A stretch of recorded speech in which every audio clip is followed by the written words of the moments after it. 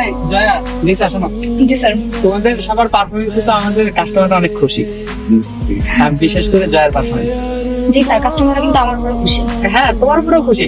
এখন থেকে মানে যে যত বেশি খুশি করতে পারবে কাস্টমারকে, তাকে ওই পরিমাণ বোনাস দেওয়া হবে।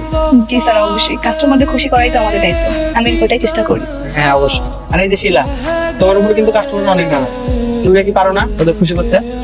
স্যার আপনি কোনো টেনশন করবেন না, আমি সব ওকে শিখিয়ে দেবো কিভাবে কাস্টমারদের খুশি করতে হয়। নেক্সট টাইম থেকে হয়ে যাবেন। তা তো অবশ্যই। ঠিক আছে, যাও তাহলে তোমরা, আগামীকাল দেখা হবে। ঠিক আছে স্যার।